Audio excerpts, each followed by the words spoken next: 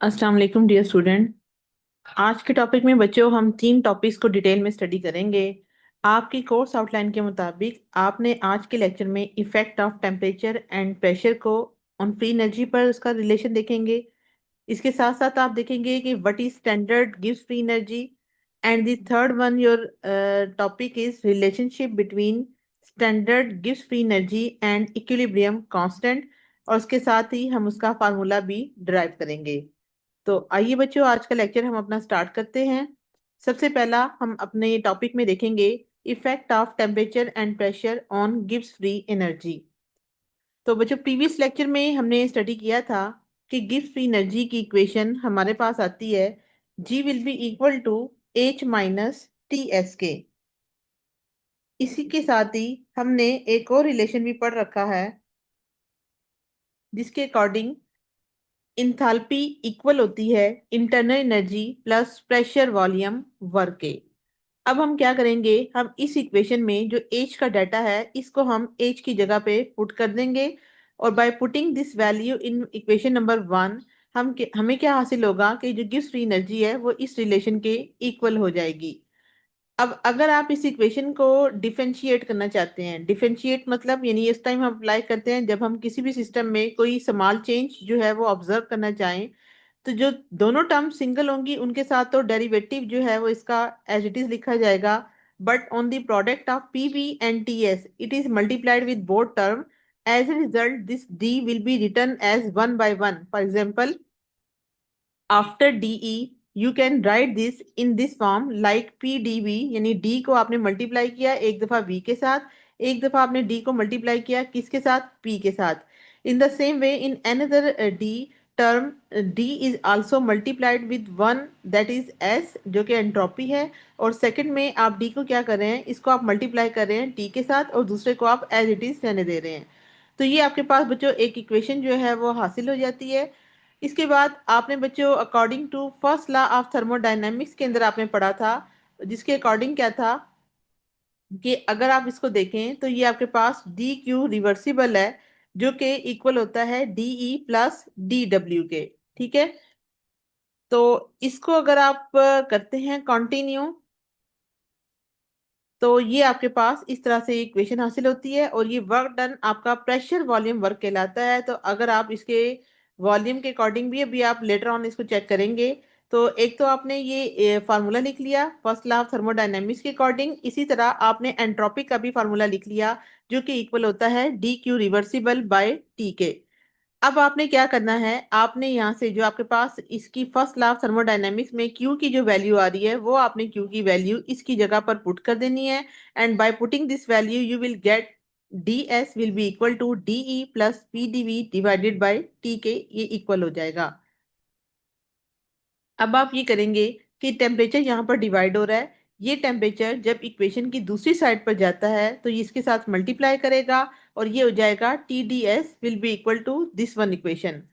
अब आपने क्या करना है, अब आपके पास ये जो इक्वेशन आई थी, ये जो डी जी वाली पूरी इक्वेशन थी, इसको अगर आप नोट डाउन करें, बल्कि इस इक्वेशन को अगर हम लिख लेते हैं तो ये वाली जो इक्वेशन है और जो पिछली इक्वेशन है इन दोनों को अगर आप आमने सामने लिख लेते हैं तो लिखने के बाद आप ये कह सकते हैं कि यहाँ पे जो टी डी एस का आपको डाटा दिया गया है इस टी डी एस की जगह पे आपने इसकी वैल्यू को पुट करना है।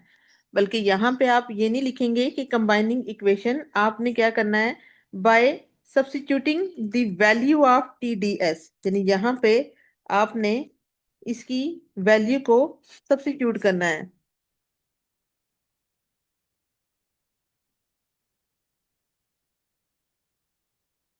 Of equation 9 into equation 8।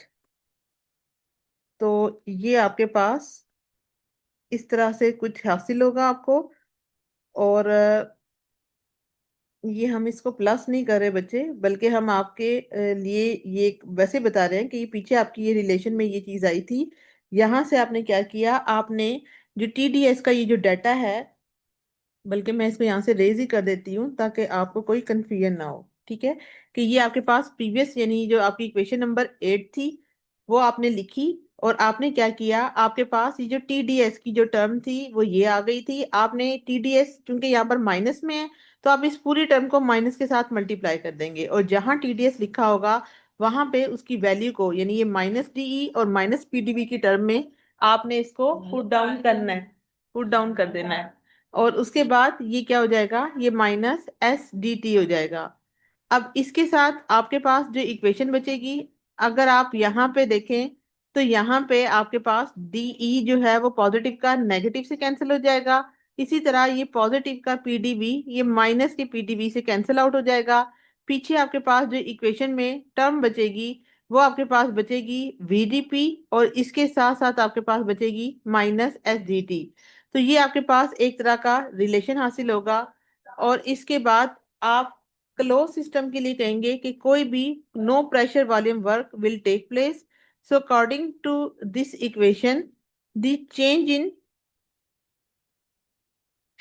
Gibbs free energy किस पर डिपेंड कर रही है, ये डिपेंड कर रही है बच्चों दो फैक्टर पे। एक तो आपका फैक्टर होगा प्रेशर का, और दूसरा आपके पास फैक्टर होगा कौन सा, टेम्परेचर का। और इसके जरिए आप अपनी इक्वेशन को दो चीजों पर डिपेंड करके उसका रिलेशन फाइंड आउट करेंगे। यानी पहला रिलेशन आपके पास क्या था, that is the effect of temperature and pressure on the Gibbs free energy.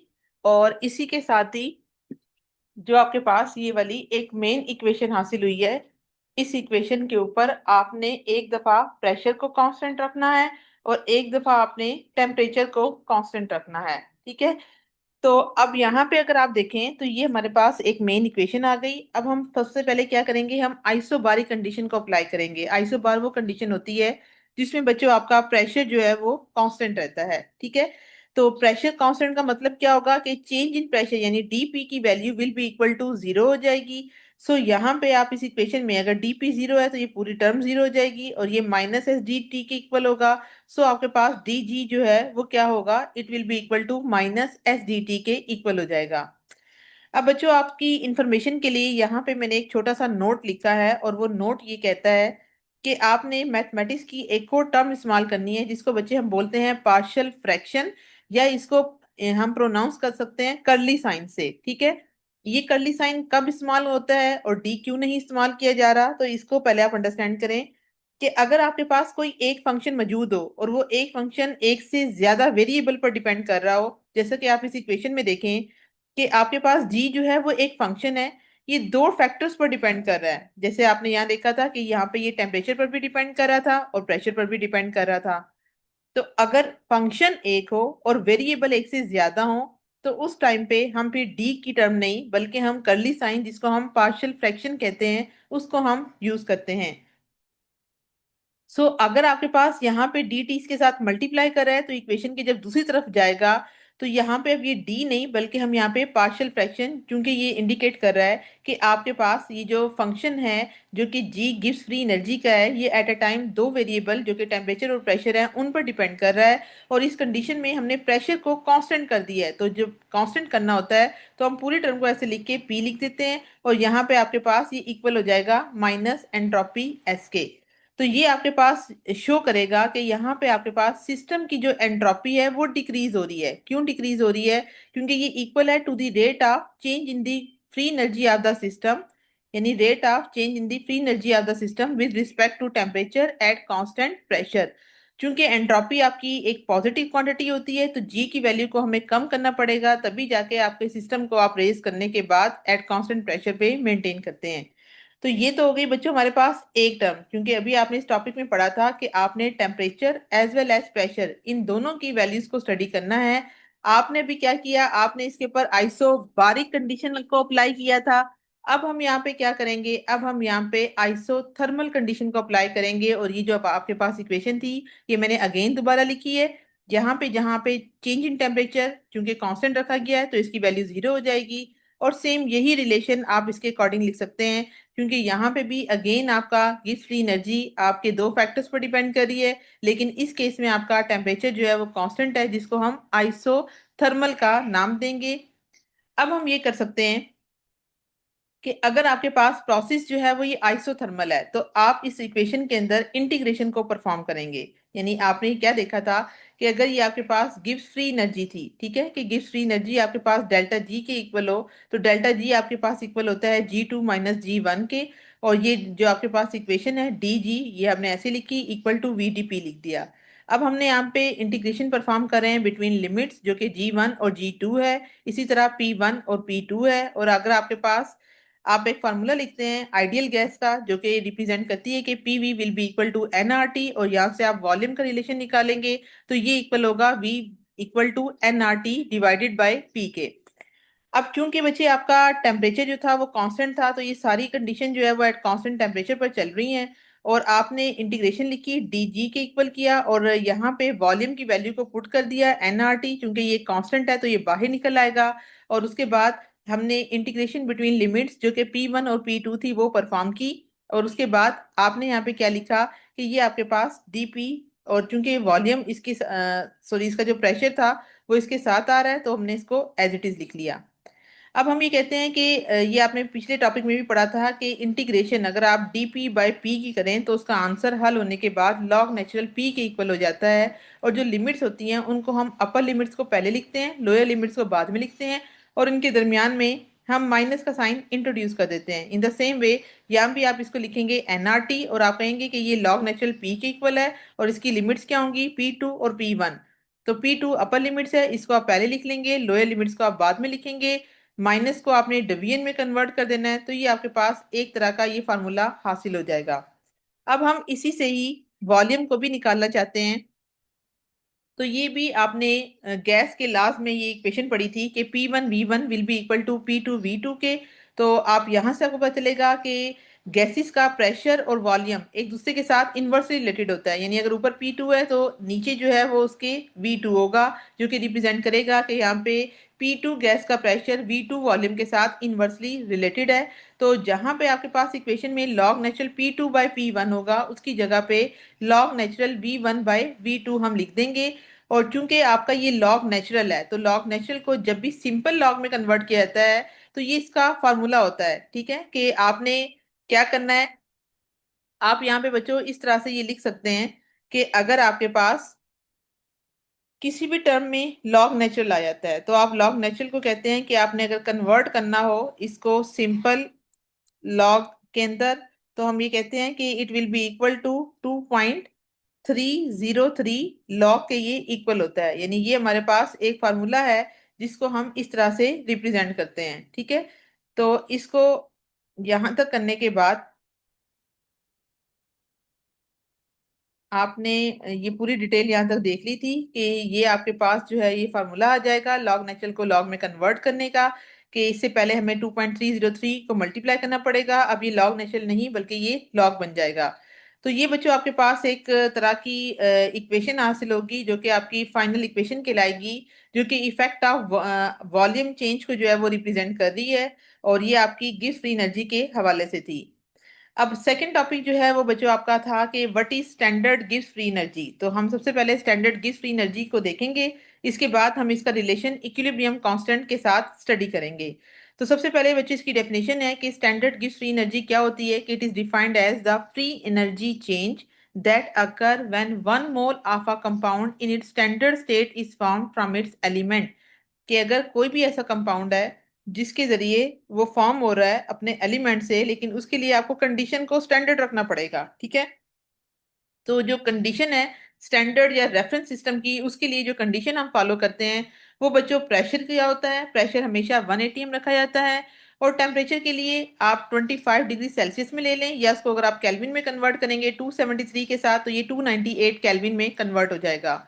तो अगर आप किसी भी सिस्टम की standard free energy of formation की बात करेंगे तो आप ये कहेंगे कि ये वो अमाउंट ऑफ एनर्जी होगी जो कि 1 मोल ऑफ कंपाउंड, यानी आपके पास तीन चीजों का होना जरूरी है। पहली चीज 1 atm pressure, second temperature 25 degree Celsius, और थर्ड चीज क्या होनी चाहिए कि कंपाउंड आपका 1 मोल होना चाहिए, जो कि किससे बनेगा, अपने एलिमेंट से बनेगा अपनी स्टैंडर्ड स्टेट पे। और उसका जो ये फार्मूला आपने कल पढ़ा था कि आपके पास जो फ्री एनर्जी होती है it will be equal to delta H minus T delta S के इक्वल होती है। ठीक है। तो अगर आप कोई रिएक्शन कंडक्ट करवा रहे हैं तो रिएक्शन में प्रोडक्ट भी बनते हैं और रिएक्टेंट भी बनते हैं। तो उसके लिए अगर आपने स्टैंडर्ड गिब्स फ्री एनर्जी निकालनी हो तो ये आपके पास प्रोडक्ट माइनस रिएक्टेंट के इक्वल होती है। और अगर आपके पास एक से ज्यादा प्रोडक्ट यानी ABCD की शक्ल में मौजूद है तो पहले आपने उन सब की वैल्यूज को प्लस करना है और फिर इसको आपने सब्सट्रैक्ट कर देना है किसके साथ, रिएक्टेंट के साथ। तो इसकी एग्जांपल हम देखते हैं कि फॉर एग्जांपल बच्चों ये आपके पास एक रिएक्शन है जिसमें रोहम्बिक सल्फर, रोहम्बिक जो है बच्चों सल्फर की एक आप कह लें एलोट्रोपिक फॉर्म है। जब इसको हम बर्न करते हैं इन दी प्रेजेंस ऑफ ऑक्सीजन तो इससे SO2 की फॉर्मेशन होती है। तो इसके लिए जो स्टैंडर्ड गिब्स फ्री एनर्जी इसके 1 मोल और जो कंडीशन हम अगर फॉलो करें तो इसके साथ इतनी बड़ी वैल्यू जो है वो आपको हासिल होती है। लेकिन यहाँ पे आप देखते हैं कि डेल्टा जी का साइन आपका नेगेटिव है।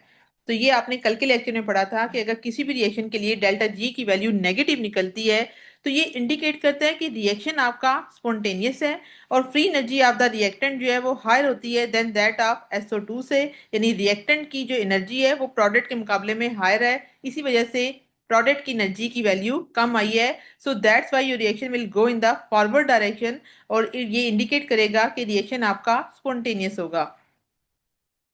इसके बाद हमारा थर्ड टॉपिक आता है जो कि इंडिकेट करता है relationship between standard free energy change and equilibrium constant को। तो इसके लिए आपने एक इक्वेशन देखनी है कि फर्स्ट क्या हमारे पास रिएक्टेंट और प्रोडक्ट इस तरह से मौजूद हैं जिनमें रिएक्टेंट को हम A और B से रिप्रेजेंट करेंगे और C और D हमारे क्या होंगे, प्रोडक्ट्स होंगे।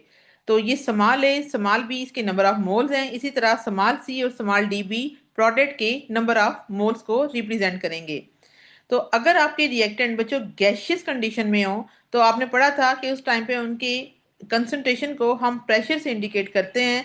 और अगर आप इसको प्रेशर से इंडिकेट करेंगे तो उनके प्रेशर को लाजमी तौर पे हम PCPD फॉर प्रोडक्ट के लिए लिखेंगे और PAPB फॉर रिएक्टेंट्स के लिए लिखेंगे।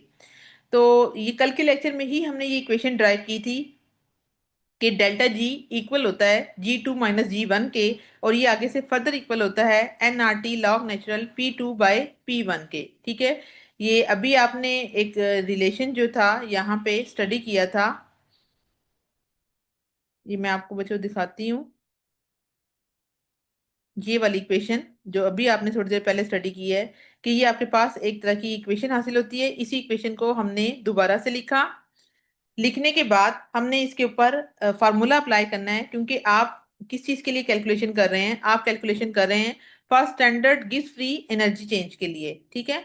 तो जब आपने स्टैंडर्ड गिब्स फ्री एनर्जी के लिए लिखना है तो आपने गैस जो है वो 1 मोल लेनी है। 1 मोल हो तो एन की वैल्यू क्या हो जाएगी, 1 हो जाएगी। और यहाँ पे हम कहते हैं कि हम जो प्रेशर P1 है उसके लिए हमने कंडीशन अभी पीछे पढ़ा कि स्टैंडर्ड फ्री एनर्जी के लिए प्रेशर की वैल्यू को क्या होना चाहिए, 1 atm होना चाहिए। और पहले इसका प्रेशर 1 atm होगा और उसके बाद वो किसी भी आर्बिट्रेरी कमीन होता है, कोई भी फर्जी प्रेशर जो है वो हम बाद में इसका रख सकते हैं। तो हम क्या करेंगे, हम P2 को P से रिप्लेस कर देंगे क्योंकि ये कोई भी सिंपल प्रेशर हो सकता है। और P1 यानी आपका स्टार्ट किससे होगा, 1 atm से होगा। तो ये आपकी इक्वेशन अमेंडमेंट होके ये 1 में कन्वर्ट हो जाएगी।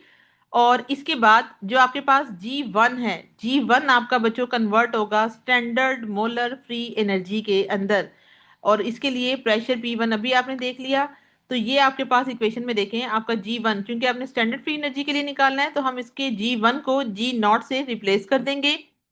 और जो आपके पास ये जो G2 की वैल्यू है इसको हम ड्रॉप कर देंगे। तो आपकी ये इक्वेशन G2 के बजाय खत्म होके सिंपल G रह जाएगी और G1 आपका G0 में कन्वर्ट हो जाएगा। और आपके पास इस तरह की ये इक्वेशन हासिल होगी।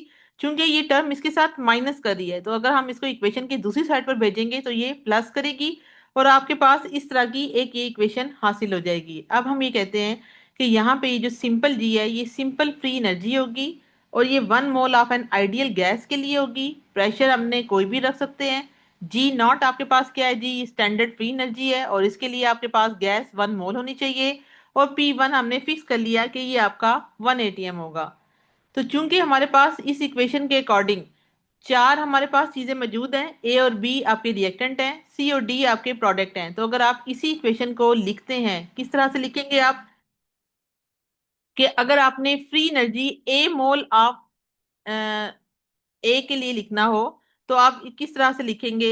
आप इस इक्वेशन के अंदर, इसी इक्वेशन में जैसे ये इक्वेशन थी ना इसके साथ आपने स्मॉल ए लिख दिया, जी ए क्यों लिखा कि ये रिप्रेजेंट कर रहा है कि ये रिएक्टेंट का standard free energy of reactant A है। ये free energy of reactant B होगा, ये free energy of reactant C as well as D होगा। ठीक है।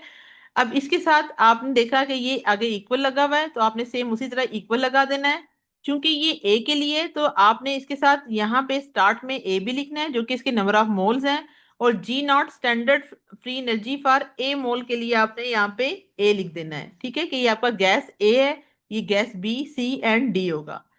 इसके बाद आगे क्या है जी, आपके पास R T log natural P A, लेकिन इससे पहले भी आपने ए लगाना है और पी के साथ आपने पी ए लिख देना है। और यही सेम रिलेशन आपने चारों के लिए वन बाय वन करके लिखना है।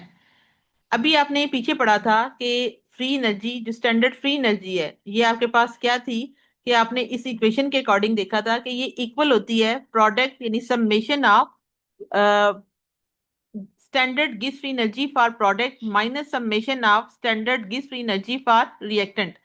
तो अगर आप इस इक्वेशन के अकॉर्डिंग चलें तो आपने इसी को दोबारा से लिखा। प्रोडक्ट आपके चूंकि सी वाले थे और डी वाले थे, उसको आपने इधर लिख लिया, इसके बाद माइनस का साइन लिखा। और रिएक्टेंट को हमने यहाँ पे ए और बी से रिप्रेजेंट कर रखा था, तो वो हमने यहाँ पे मेंशन कर दिया। अब इसके बाद सीजीसी और डीजीडी के लिए क्या डाटा है आपके पास, यानी सीजीसी आपके पास किसके इक्वल है, इसकी वैल्यू को आपने लिखा। सीजीसी की वैल्यू क्या बनती है बच्चों, यहाँ पे सी जी नॉट सी, और इसके साथ C R T log natural P C. इसी तरह डीजी की वैल्यू को आपने इधर लिख लिया, और जो इससे रेलिवेंट डाटा था वो आपने इसके आगे लिख दिया। सेम केस फॉर आपने ए और बी के लिए लिखा, और इसी तरह इनकी वैल्यूज को भी, चूंकि जब ये माइनस का साइन इनके साथ मल्टीप्लाई होगा तो ये पूरी टर्म अंदर माइनस की हो जाएगी, इसलिए आपकी पूरी इक्वेशन में माइनस आ जाएगा। अब आपने ये पढ़ा हुआ है कि जिन चारों का मैंने कलर चेंज कर रखा है, क्योंकि ये वजह क्या है कि ये चारों के चारों आपके पास स्टैंडर्ड फ्री एनर्जी के इक्वल हैं। अब ये स्टैंडर्ड फ्री एनर्जी के इक्वल किस तरह से हैं कि अभी आपने पीछे पढ़ा था कि अगर आपके पास डेल्टा जी नॉट है जो कि आपके पास प्रोडक्ट के लिए है, सॉरी ये स्टैंडर्ड फ्री एनर्जी के लिए है, तो आपने प्रोडक्ट माइनस रिएक्टेंट किया था। तो ये आपकी पूरी टर्म, ये जो चारों वैल्यूज है इनकी जगह पर हम क्या लगा देंगे, अपनी डेल्टा जी नॉट जो कि स्टैंडर्ड गिव्स फ्री एनर्जी होगी। और इसके साथ ये जो चारों चीजें पीछे बच जाएंगी वो मैंने एज इट इज लिख दी। अब इन चारों में आप देखें कि इनमें से जो फैक्टर कॉमन होगा उसको हम बाहर निकालेंगे। कॉमन क्या है जी, हमारे पास आर टी लॉग नेचुरल इन चारों के अंदर मौजूद है, इसलिए हमने इसका कॉमन लेके इसको बाहर लिख लिया। तो पीछे यहाँ से क्या बच जाएगा, सी बच जाएगा, और यहाँ से क्या बच जाएगा, पी सी बच जाएगा। सेम इन दिस केस में आप देखें तो यहाँ भी आपका आर टी लॉग नेचुरल बाहर निकल गया है, पीछे क्या बचा, डी पी डी बच गया। इन द सेम वे यहाँ पे ए पी ए बचेगा, और यहाँ पे माइनस बी पी बी बच जाएगा। ठीक है। तो अब आपने आगे क्या करना है, क्योंकि ये पूरी इक्वेशन आगे से यहाँ से आपके पास किसके इक्वल चलती आ रही है, डेल्टा जी के, तो डेल्टा जी किसके इक्वल हो जाएगा, डेल्टा जी नॉट के plus are T log natural के। अब आप ये देखें कि जो आपके पास ये आपने पढ़ा हुआ है लॉ ऑफ मैस एक्शन के अंदर, कि वो ये कहता था कि किसी भी रिएक्टेंट के जो नंबर ऑफ मोल्स होते हैं वो उनकी क्या बन जाते हैं बच्चों, उनकी पार बन जाते हैं। तो यहाँ पे जो सी है और जो डी है वो उनके पार बन जाएंगी, और जो उनकी कंसंट्रेशन है उसको हम सी के साथ और डी के साथ सब स्क्रिप्ट की फॉर्म में लिखेंगे। ठीक है। और इसी तरह ये पी ए और पी बी के साथ भी हम इसी तरह करेंगे।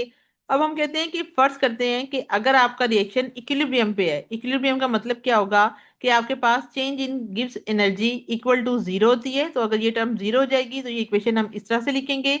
और अगर आप डेल्टा जी को दूसरी तरफ भेजते हैं, या इस पूरी टर्म को आर टी वाली टर्म को दूसरी तरफ भेजते हैं, तो ये टर्म आपकी पूरी माइनस में लिखी जाएगी। ठीक है। और अगर आप ये कहते हैं कि जो आपके पास इक्विलिब्रियम कांस्टेंट है एट कांस्टेंट प्रेशर पर के पी, वो किसके इक्वल होगा, इस पूरी टर्म के इक्वल होगा। तो ये पूरी टर्म आपकी मॉडिफाई होके किसके इक्वल हो जाएगी, delta G not will be equal to minus R T log natural K P के इक्वल होगी। और ये आपके पास एक रिलेशनशिप होगा between standard free energy change का and the equilibrium constant K P का। और ये चीज ये शो करती है कि जो पोजीशन ऑफ इक्विलिब्रियम कांस्टेंट है ये डिपेंड करती है अपॉन थर्मोडायनेमिक्स प्रॉपर्टी पे। और इस इक्वेशन की मदद से हम कैलकुलेट कर सकते हैं के पी फॉर द रिएक्शन के लिए from the value of delta G not. यानी अगर आपको किसी भी रिएक्शन में डेल्टा जी नॉट दे रखी हो तो आप इस फार्मूला की मदद से के पी को भी कैलकुलेट कर सकते हैं, और इसके प्रेशर को आप रिप्लेस कर सकते हैं by the mole fraction S के साथ या फिर मोलैरिटीज के साथ। यानी ये जरूरी नहीं है कि आप सिर्फ के पी के साथ करें, बल्कि ये आपके पास ये जो इक्विलिब्रियम कांस्टेंट है वो मोल फ्रैक्शन का भी हो सकता है, वो आपके पास सिंपल कंसंट्रेशन का भी हो सकता है। तो हमारे पास तीन तरह के कंक्लूजन इस एक्सप्रेशन से निकलते हैं। पहला एक्सप्रेशन क्या निकलता है कि जी डेल्टा जी अगर नेगेटिव हो, तो अभी आपने पीछे एग्जाम्पल में पढ़ा था कि अगर डेल्टा जी नेगेटिव हो तो ये इंडिकेट करेगा कि रिएक्शन आपका स्पॉन्टेनियस होगा। और फर्दर ये इंडिकेट करता है कि इक्विलिब्रियम कांस्टेंट की वैल्यू ग्रेटर देन यूनिटी है। और जो नेगेटिव वैल्यू होती है डेल्टा जी नॉट की, ये इंक्रीज द वैल्यू ऑफ के, दैट इज द के सी एंड के पी, वो भी इंक्रीज हो जाएंगी। अगर डेल्टा जी पॉजिटिव होगा तो ये भी आपने पढ़ा था कल के भी लेक्चर में कि रिएक्शन आपका नॉन स्पॉन्टेनियस होगा और लॉग के पी आपका नेगेटिव हो जाएगा और के पी की वैल्यू लेस देन यूनिटी होगी। और अगर delta G not exactly equal to zero होगा तो इक्विलिब्रियम कांस्टेंट जो है वो आपका यूनिटी हो जाएगा। तो बच्चों ये आपका टॉपिक था। इसके हवाले से अगर आपके माइंड में कोई भी क्वेश्चन हो तो बच्चों वो आप डिस्कस कर सकते हैं। और ओके, टेक केयर एंड अल्लाह हाफिज।